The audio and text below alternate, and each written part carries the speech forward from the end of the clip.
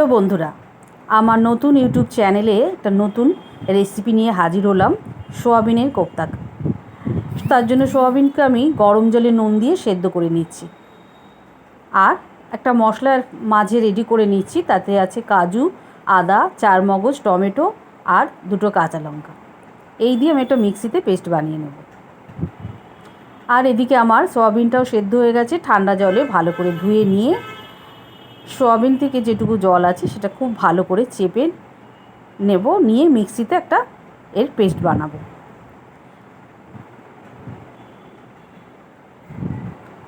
কোনো রকম জল আর দেব না, এমনিই আমি এটা মিক্সিতে পেস্ট করব। এর মধ্যে আমি দেবো দুটো কাঁচা লঙ্কা, একটু আদা। মিক্সিতে পেস্ট করে নিয়ে আসি। দেখো আমার এটা পেস্ট হয়ে গেছে। এর মধ্যে আমি কিছু মশলা দেবো, যেমন ধনে গুঁড়ো, জিরে গুঁড়ো, হলুদ,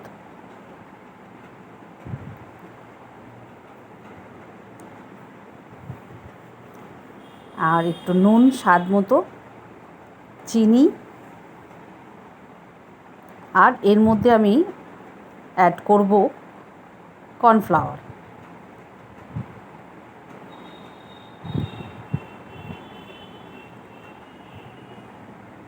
সব কিছু দিয়ে আমি এটাকে ভালো করে মেখে নেব।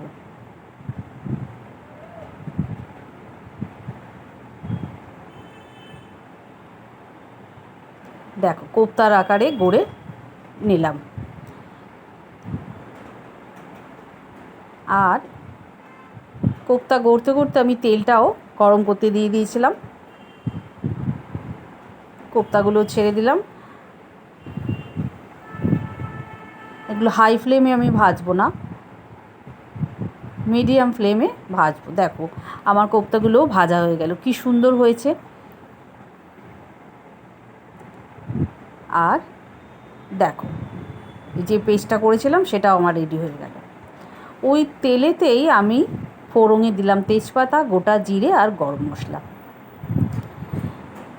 এগুলো থেকে একটু গন্ধ বেরোলে আমার যে পেস্টটা আমি রেডি করেছি সেটা দিয়ে দেবো।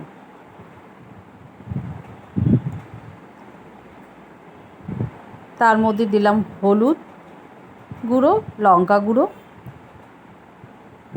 আর অনবরত নাড়তে থাকবো, কেননা যেহেতু কাজু আছে, কড়ার গায়ে যাতে না লেগে যায় সেই জন্য।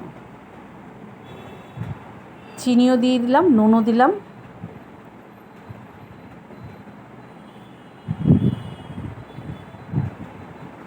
এটা ভালো করে কষানো হয়ে গেলে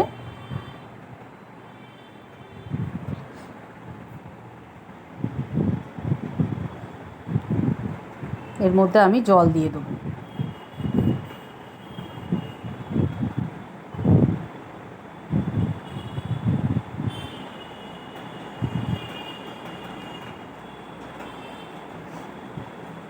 গ্রেভিটা ফুটে উঠলে ভেজে রাখা কোপ্তাগুলো আমি এর মধ্যে দিয়ে দেবো। দেখো গ্রেভিটাও আমার ফুটে এসছে।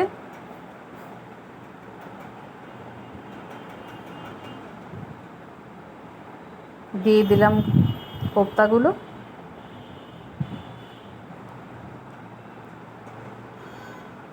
এটা একটু ফুটে গেলেই আমার অলমোস্ট সোয়াবিনের কোপ্তা রেডি। কেমন হয়েছে সবাই